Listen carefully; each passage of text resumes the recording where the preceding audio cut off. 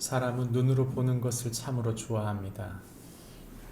눈으로 보고, 눈으로 들어온 것을 생각하고, 눈으로 무엇인가를 경험하게 되는 것, 그것이 아주 특별한 선물이고, 그것이 우리가 보기에, 우리가 생각하기에, 우리가 경험하기에 가장 좋은 방법이라고 생각하는 것이죠. 그럴 수 있습니다. 그것이 우리에게 보람이 되고, 그것이 우리에게 하나의 지표가 되기 때문에 그것은 좋은 하나의 방법일 수 있습니다. 그러나 우리가 만일 눈으로 보는 것이 전부라고 생각하고 믿게 된다면 어떤 일이 벌어질까요? 눈에 보이지 않는다면 도통 믿으려고 하지 않게 될 것입니다. 눈에 보기에 좋은 결과가 나오지 않는다면 더 이상 믿고 싶지 않을 것입니다.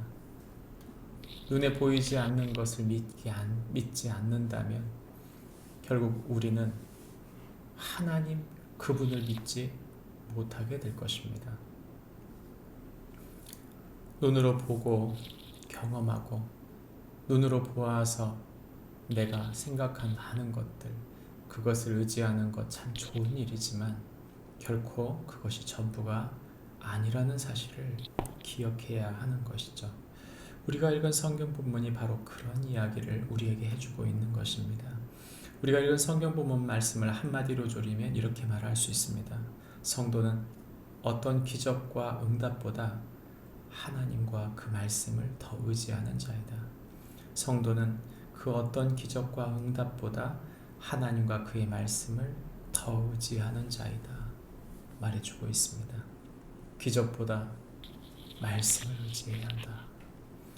오늘 우리가 읽은 성경 본문에 나오는 이야기 속에 예수님께서는 갈릴리 고향으로 가시게 되었습니다. 그런데 예수님께서는 이미 아셨고 이미 그들의 마음을 아셨기 때문에 말씀하십니다. 선지자가 고향에서 높임을 받지 못한다. 고향 사람들 이미 어렸을 때부터 익숙하고 그의 삶, 그가 자신들과 함께 보냈던 모든 일상들 너무 익숙한 나머지 더 이상 어떤 기대도 하지 않는 그저 인간으로만 예수님을 보았던 사람들은 예수님을 선지자로 인정하지 않고 싶어 했던 것입니다. 그런데 놀랍게도 이 갈릴리에 가셨을 때 갈릴리 사람들이 예수님을 영접한 것입니다. 왜입니까? 성경은 말합니다. 그들이 예루살렘에서 예수님께서 행하셨던 모든 일들, 기적을 행하시고 말씀으로 가르치셨던 놀라운 말씀들을 보고 알았기 때문이죠. 그러나 특별히 성경 말씀에 모든 일을 보았음이라고 말할 때 이것은 아마도 말씀보다 기적을 의지했던 것 같습니다. 기적을 보았기 때문에 예수님의 기적을 또 보고 싶어서 그랬을 가능성이 큰 것이죠. 예수님께서 이 갈릴리에 가셔서 이 일이 있을 때 또 한 무리의 사람이 나옵니다. 그것은 바로 왕의 신하였습니다. 그는 유력한 사람이었을 것입니다. 그는 자기 자신의 부족함이 없는 사람이었을 것입니다. 그러나 정작 그가 자신의 아들이 죽게 되었을 때 예수님께 와서 간청하게 된 것이죠. 그것은 절박한 것이었습니다. 자신의 힘과 의지로 자신이 가지고 있는 어떤 권력으로 될 수 없는 문제였던 것이죠. 예수님께 자기 아들을 고쳐주시기를 구했을 때, 그 절박함으로 예수님을 구했을 때 예수님 말씀하십니다. 너희는 표적과 기사를 보지 못하면 도무지 믿지 아니하리라. 이것은 그에게 있어서 한편으로 보면 굉장히 자존심을 상하게 하는 말일 것입니다. 왜냐하면 그는 유력한 사람, 그래도 자신의 삶에 있어서 무엇인가 힘이 있는 사람이었는데 예수님께서 이 절박한 사람에게 하신 말씀이 내가 고쳐주겠다가 아니라 표적과 기사를 보지 못하면 도무지 믿지 아니한다고 말을 했을 때 이 사람의 선택이 무엇이어야 할까요? 둘 중에 하나였을 것입니다. 그 마음에 상처받고 그저 나를 기적을 생각하는 사람으로 생각하는구나, 또는 나를 멸시하는구나 생각했다면 그는 그 자리를 떠났을 수도 있습니다. 그러나 이 사람의 선택은 달랐습니다. 주여, 내 아이가 죽기 전에 내려오소서. 그의 마음의 절박감, 그것은 자신의 자존심, 그것을 내려놓는 일이었습니다. 예수님께서 말씀하십니다. 가라, 내 아들이 살아있다 하실 때 이 사람은 그 말씀을 믿고 갔다고 말합니다. 말씀을 믿고 가더니, 다시 말하면 이 사람은 기적보다 그 어떤 예수님이 자신과 함께 가주시는 것, 그것보다 그 말씀을 믿고 가기로 결정한 것입니다. 우리의 삶은 어떻습니까? 우리는 눈에 보이는 걸 좋아합니다. 익숙한 세상, 익숙한 일상, 익숙한 사람들, 익숙한 일들. 우리는 어느덧 하나님이 우리에게 주시는 모든 은혜, 아침이 하나님의 선물이고, 심장이 뛰는 것이 하나님의 선물이고, 건강한 것이 하나님의 선물이고, 하나님께서 주신 소중한 관계들, 여러 가지 일들을 감당할 수 있는 기회들이 모두 하나님의 선물임에도 불구하고 그저 익숙한 것, 눈에 익숙한 것들이 당연한 것이라고 생각한 나머지 그것에 대해서 감사하지도, 그것에 대해서 절박하지도, 그것에 대해서 하나님이 주신, 보이지 아니하시는 하나님이 주신 모든 것이라고 생각하기를 잊어버리는 것이죠. 주님은 말씀합니다. 말씀을 믿고 살아라. 모든 것을 주신 분이 하나님이시고, 우리가 기도한 것을 들으신 분이 하나님이시고, 이 일에 대하여 하나님이 책임져 주실 것을 믿는 것.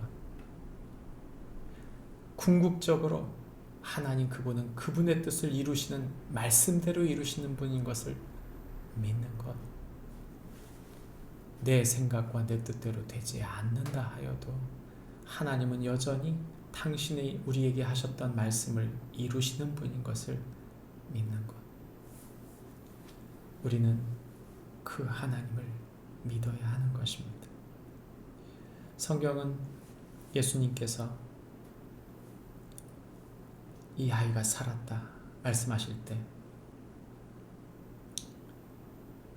그 시간, 바로 그 시간 속에 하나님이 일하셨다는 것을 이 왕의 신하가 경험했다고 말합니다. 그리고 이 신하는 바로 그때로부터 그 아들의 열기가 떨어진 것을 알았을 때 그 온 집안이 다 예수님을 믿게 되었다고 말합니다. 그는 한편으로는 반신반의했을 수도 있습니다. 말씀을 믿으면서도 반신반의했을 수 있을 것입니다. 그럼에도 불구하고 그의 삶의 행동 속에는 그 믿음을 가지고 살고 있었습니다. 우리가 믿음을 갖고 산다고 할 때 믿음의 확신이 모든 것을 말해주진 않습니다. 때론 믿음이 부족한 상태로 살 수도 있고, 때론 믿음이 바닥처럼 여겨지면서 살 수도 있습니다. 그러나 그 삶의 행동 속에서 그의 발걸음은 여전히 자기 고향을 향해 가고 있었습니다. 자기 집을 향해 가고 있었습니다.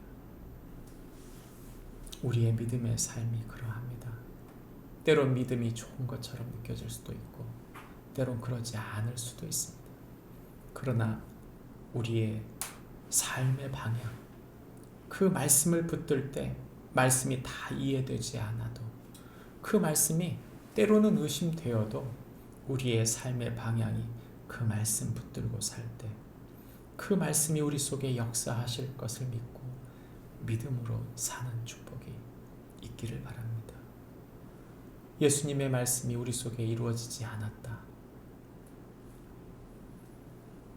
여러분, 우리가 가장 크게 하나님의 말씀을 이룬 하나님의 가장 큰 말씀의 성취가 무엇일까요? 저는 그것이 예수님의 십자가 대속이라고 믿습니다. 우리를 위하여 당신의 아들을 주시겠다고 한 그 약속을 온전히 이루신 하나님이시라면 우리에게 이루어지지 않았던 모든 약속까지도 하나님은 더 좋은 것으로 이루실 줄 믿고, 그 하나님, 그 아들을 내어주신 하나님, 그 하나님의 말씀을 믿고 오늘도 믿음의 삶을, 그 말씀을 붙드는 삶을 사는 축복이 우리 모두에게 있기를 주님의 이름으로 축복합니다. 기도하겠습니다. 하나님 아버지, 우리 눈에 보이는 것 너무 좋아합니다. 우리의 본성과 같습니다. 그러나 오늘 성경은 우리에게 그 본성을 거스르는 삶이 바로 말씀을 의지하는 삶이라고 말씀하시는 줄 믿습니다. 우리에게 당신의 아들을 주실 만큼 우리를 사랑하시는 하나님, 그 하나님의 말씀 붙들고 그 약속을 지키셨음을 기억하며 오늘도 말씀을 붙들고 행하는 삶을 살게 하여 주옵소서. 예수님의 이름으로 기도합니다. 아멘. 하늘에 계신 우리 아버지여, 이름이 거룩히